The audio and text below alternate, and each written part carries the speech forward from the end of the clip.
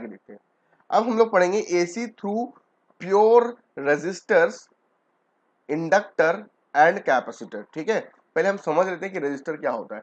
अभी तक जो आपने करंट इलेक्ट्रिसिटी में पढ़ा था, ये एक ऐसे करके रेजिस्टर होता है, ऐसे ऐसे ऐसे करके ऐसे, तो ये होता है हमारा रेजिस्टर। इंडक्टर क्या होता है, किसी भी कॉइल को आप ऐसे गोल गोल गोल गोल घुमा दो तो ये इंडक्टर के तौर पे एक्ट करना शुरू कर देगा। कैपेसिटर क्या होता है, आप लोगों ने इलेक्ट्रोस्टैटिक में ढंग से पढ़ा होगा मेरे साथ में, उम्मीद है। कैपेसिटर ये होता है कैपेसिटर।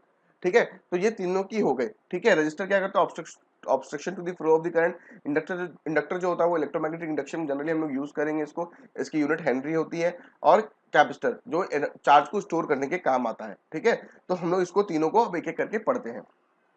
सबसे पहले हम पढ़ने वाले हैं फेज ऑफ एसी। क्या पढ़ेंगे, फेज ऑफ एसी, जो मैंने आपको अभी बता दिया। अभी मैंने आपको बताया था फेज ऑफ एसी क्या होता है, फेज डिफरेंस भी आपको मैंने बताया था। तो इसका डायग्राम मैं बना देता हूं यहाँ पे। This is your phase difference and this is the particular phase, this is the phase, this is the phase. ठीक है, ये आप पॉज करके लिख लीजिए, आशा करता हूं आपने लिख लिया होगा। और ये होगा इसका डायग्राम भी, देखिए यहाँ पे हो जाएगा। वैसे ये डायग्राम मैंने ऑलरेडी एक्सप्लेन किया हुआ है, ज्यादा जरूरत है नहीं। फेजर, अब देखो फेजर, फेज क्यों क्यों जाने हम लोग, फेज फेज डिफरेंस क्या हमारी जिंदगी में महत्व रखते हैं। फेज फेजर डिफरेंस के थ्रू हम लोग फेजर डायग्राम बना सकते हैं। फेजर डायग्राम क्या होता है, ये ऐसा डायग्राम होता है जिसमें फेजर होते हैं। फेजर डायग्राम क्या होता है, ये ऐसा डायग्राम होता है जिसके अंदर में होते हैं फेजर। अब आप बोलोगे सर फेजर क्या होता है, फेजर क्या होता है, ये कोई भी वेक्टर आप मान लीजिए जो टाइम से चेंज करता हो, कोई भी ऐसा वेक्टर जो विथ टाइम चेंज होता हो, उसे हम कहते हैं फेजर, उसे हम क्या कहते हैं, फेजर। ठीक है, तो फेजर डायग्राम में हम क्या करेंगे, फेजर को रिप्रेजेंट करेंगे। तो देख लेते हैं। आप वीडियो को पॉज कर लीजिए, इसको पहले नोट डाउन कर लीजिए, आशा करता हूं आपने लिख लिया होगा।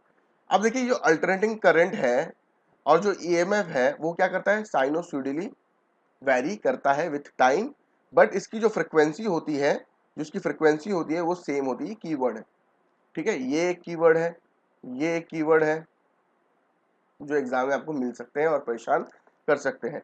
They will not be in phase, जरूरी नहीं है फेज में हो भी सकते हैं और ना भी हो फेज में, यहाँ तो ठीक है, डिपेंड करता है सर्किट के ऊपर में। अब सर्किट पर डिपेंड करते हुए ऐसा भी हो सकता है कि करंट जो है वो ईएमएफ से, मान लीजिए अगर ये मेरी ईएमएफ है तो हो सकता है करंट ईएमएफ से पीछे हो या ईएमएफ से आगे हो, कुछ भी हो सकता है। ठीक है, तो वही मैंने यहाँ पे लिखा है, इसको नोट डाउन कर लिया होगा आपने कि सर्किट पर डिपेंड करता है कि जो करंट है वो ईएमएफ से आगे चल रहा है या ईएमएफ से पीछे चल रहा है या ईएमएफ के साथ चल रहा है। अगर वो ईएमएफ के साथ चलता है, मान लीजिए ईएमएफ और करंट साथ में है, तो उसे हम कहते हैं सेम फेज या फिर जीरो फेज डिफरेंस। अगर वो ईएमएफ जो है वो करंट से आगे है तो इसे हम कहते हैं लैग, करंट लैग्स ईएमएफ। अगर ईएमएफ जो है करंट से पीछे है तो इसे हम कहते हैं लीड, करंट जो है ईएमएफ को लीड कर रहा है। ठीक है, इसको डायग्रामेटिकली हम लोग और अच्छे समझेंगे, टेंशन मत लीजिए। आगे चलते हैं। अब देखिए ये इस तरह से ग्राफिकल रिप्रेजेंटेशन किया जाता है, इस तरह से हम लोग ग्राफिकल रिप्रेजेंटेशन करते हैं। और ये जो फेजर डायग्राम आप बोलते हैं इसको हम लोग आर्गेंट डायग्राम भी बोलते हैं, आर्गेंट डायग्राम भी बोलते हैं। और इस डायग्राम में हम alternating current as well as EMF को भी रिप्रेजेंट कर सकते हैं। ठीक है, अब आप बोलेंगे ये क्या चीज ऐसा समझ में नहीं आ रहा, तो देखो ये एक रेफरेंस एक्सिस ली हुई है, ये एक रेफरेंस एक्सिस ली हुई है और आपका जो ईएमएफ है, ये जो ई नॉट आपको यहाँ पे दिखाई दे रहा है, this is the maximum value यानी कि पीक वैल्यू है ये। ठीक है, और ये कितने यहाँ आगे है, ये है आगे आपकी थीटा आगे है, किससे आगे है थीटा, ई से आगे, ई से थीटा आगे है। तो इसकी इक्वेशन क्या हो जाएगी, E equals to E naught sine omega T, E equals to E naught sine omega T, और ओमेगा के बजाय आप 2 पाई बाई टी, ये ना भी लिखे तो भी चलेगा, दिस इज इंपॉर्टेंट। ठीक है, इस तरह से अगर मान लेते हैं यहाँ पे अगर ये थीटा ना होके इतना आगे होता ये, तो हम क्या लिखते हैं, E equals to E naught, मान लीजिए इसका नाम आप दे दो जेड, जेड नाम है इस एंगल का जेड, तो हम लोग लिखते हैं E equals to E naught sine Z T, या फिर आप लिख सकते हो E equals to E naught sine theta, ये वाले केस के लिए, और थीटा के लिए क्या लिख सकते हैं, ओमेगा टी। आई होप ये चीज क्लियर है, नहीं भी है तो आगे हो जाएगा। अब देखिए सबसे पहला केस है कि अगर एक किसी एसी सर्किट में अगर आप सिर्फ प्योर रजिस्टर लगा दें, ठीक है, देखिए इस डायग्राम में आप ज्यादा टेंशन मत लीजिए, इंपॉर्टेंट नहीं है एग्जामिनेशन पॉइंट ऑफ व्यू से। ठीक है, इसमें ज्यादा टेंशन मत लीजिए, इसमें सिंपल से डायग्राम को रिप्रेजेंट किया हुआ है जिसको हम लोग आगे जाके और डिटेल में भी पढ़ने वाले हैं। ठीक है, बस अभी यहाँ इस पेज में जो आपको इंपॉर्टेंट लगता है वो ये है। ठीक है, कि इसको फेजर डायग्राम बोलते हैं फिर आर्गन डायग्राम बोलते हैं। अगर आप चाहें तो इसको भी बना सकते हैं इस डायग्राम को, बहुत अच्छी बात है अगर बना लेंगे तो। अब देखिए प्योर रजिस्टर मतलब क्या होता है कि मैं एक एसी सर्किट लूंगा ऐसा वाला, जिसके अंदर मैं सिर्फ और सिर्फ रेजिस्टेंस लगाऊंगा, रेजिस्टेंस सिर्फ और सिर्फ क्या लगाऊंगा, रेजिस्टेंस लगाऊंगा आर, और इसमें मैं लगाऊंगा एसी सोर्स, क्योंकि एसी सर्किट के एसी चैप्टर पढ़ रहे हो तो सोर्स जो होगा वो एसी ही रहेगा। अब सोर्स एसी होने का मतलब क्या है कि आपको जो करंट मिलेगा वो भी अल्टरनेटिंग करंट मिलेगा, जो आपको ईएमएफ मिलेगी वो भी आपको अल्टरनेटिंग ईएमएफ मिलने वाली है, ठीक है। तो यहाँ से अल्टरनेटिंग करंट निकला और यहाँ पे गया और ऐसे करके जाके आ गया। अब हमें ये पता करना है कि दोनों के बीच में फेज डिफरेंस क्या है, या फिर वो दोनों सेम फेज में कि क्या है, ये हमें पता करना है। तो हम लोग मान रहे हैं कि एक रेजिस्टर ले लेते हैं ऑफ रेजिस्टेंस आर, ठीक है। अब हम लोग क्या होता है कि फॉर एग्जांपल मान लेते हैं कि एक alternating EMF of instantaneous value epsilon equals to epsilon naught omega T, sorry current electronic पढ़ते पढ़ते दिमाग खराब हो गया, E equals to E naught sine omega T है, ठीक है, E equals to E naught sine omega T है यहाँ पे, is applied to the resistor, मतलब इस रजिस्टर पे आपने क्या किया है, एक अल्टरनेटिंग ईएमएफ लगाया है जिसकी वैल्यू है E equals to E naught sine omega T, E equals to E naught sine omega T, अभी तक पढ़ते यही आ रहे थे हम।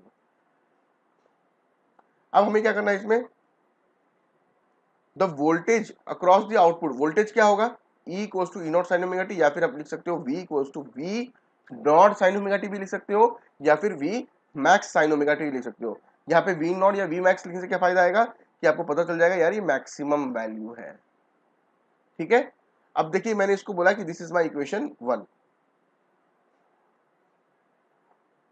अब ओम्स लो क्या बोलता है, ओम्स लो बोलता है I equals to V by R, तो वी के बदले हम लोग पुट करते हैं V max sine omega T, तो मैंने पुट कर दिया V max sine omega T upon R, या फिर आप क्या कर सकते हो, ये भी तो लिख सकते हो ना, क्यों कैसे लिखा, क्योंकि V max upon R, V max upon R क्या होगा, आई मैक्स हो जाएगा। अगर मैक्सिमम वोल्टेज रहेगा तो मैक्सिमम करंट मिलेगा, तो ये हो गया I max sine omega T, क्या मिल गया, I equals to I max sine omega T, ठीक है। यह आपका हो गया इक्वेशन नंबर 2। इक्वेशन नंबर 1 हो गया आपका E equals to E naught sine omega T, और इक्वेशन 2 हो गई I equals to I max sine omega T. अब देखिए ये दोनों के बीच में फेज दिखाई दे रहा है क्या आपको, इसका अगर ढंग से देखेंगे तो देखिए यहाँ पे सीधा क्या है, इस केस में ये जो ई नॉट है, जो ई नॉट है उसका एंगल कितना है, ओमेगा टी, ई नॉट का एंगल कितना है, ओमेगा टी। सिमिलरली ये जो आई नॉट आई मैक्स है, आई मैक्स उसका एंगल कितना है, ओमेगा टी, तो आप बोल सकते हो ये भी आई मैक्स कितना है, आई मैक्स का भी आपका कितना एंगल है, ओमेगा टी। तो दोनों में कोई फेज डिफरेंस है ही नहीं। अब आप बोलेंगे सर कैसे पता चलेगा फेज डिफरेंस है या नहीं है, वो देख लेते हैं। देखो अगर फॉर एग्जांपल अगर मेरा ई नॉट यहाँ पे है, ये मेरा ई नॉट है, ठीक है, इसका ओमेगा टी आया, अगर मान लेते हैं मेरा करंट अगर यहाँ मिलता मुझे आई सॉरी आई नॉट अगर मुझे यहाँ मिलता, ठीक है, अगर आई नॉट मुझे यहाँ मिलता और उसकी वैल्यू मान लेते हैं ये वाली जो एंगल है इतना अगर फाई होता, मान लेते फॉर एग्जांपल इतना अगर फाई होता, तो आप लिखते I equals to I naught, रुक जाओ अच्छे से समझाता हूँ लोगों, ये ई नॉट है ओमेगा टी, इसकी इक्वेशन क्या बनेगी, E equals to E naught sine omega T. अब अगर आप यहाँ पे देखें तो मैं आई भी बना लेता हूँ, आई थोड़ा आगे चला गया तो ये जो एंगल है दोनों के बीच का ये है मान लेते हैं फाई, तो ये पूरा एंगल कितना है, पूरा एंगल कितना है, I equals to I naught sine omega T plus five.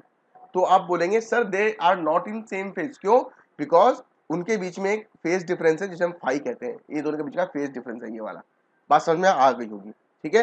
तो यहाँ पे क्या फाई है, नहीं है, दोनों के बीच में एंगल कितना है, देखो दोनों के बीच में एंगल कितना है, अगर ई नॉट ओमेगा टी बना रहा है तो आई नॉट भी ओमेगा टी ही बना रहा है, ठीक है, तो इसमें कोई फेज डिफरेंस नहीं है।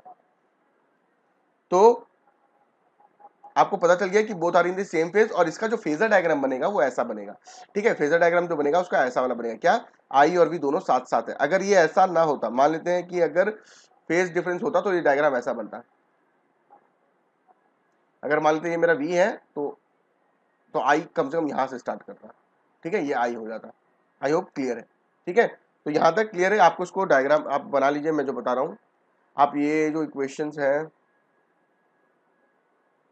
ये आपको लिखना है, पॉज करके लिख लो,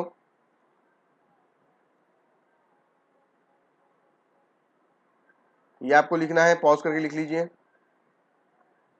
पॉज कीजिए, ये आपको भी लिखना है, ये डायग्राम बनाना है, पॉज करके बना लीजिए, ठीक है। अब उसके बाद हम लोग देख लेते हैं।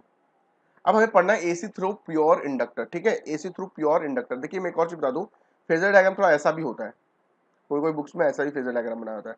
मान लेते हैं कि ये मेरा ई नॉड है, ये मेरा सॉरी ये मेरी ई है, ठीक है, ये ई नहीं है, सॉरी ये ई नहीं है, ठीक है, ये टी होगा। अब अगर आप बोले कि मेरा ई नॉड जो है वो यहाँ है, ठीक है,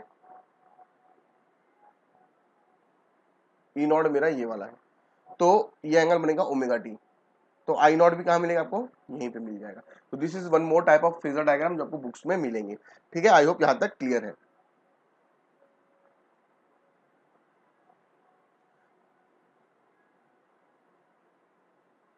अब हम लोग एक बार यहीं तक रखते हैं, नेक्स्ट लेक्चर में हम लोग इंडक्टर भी पढ़ेंगे। Thank you.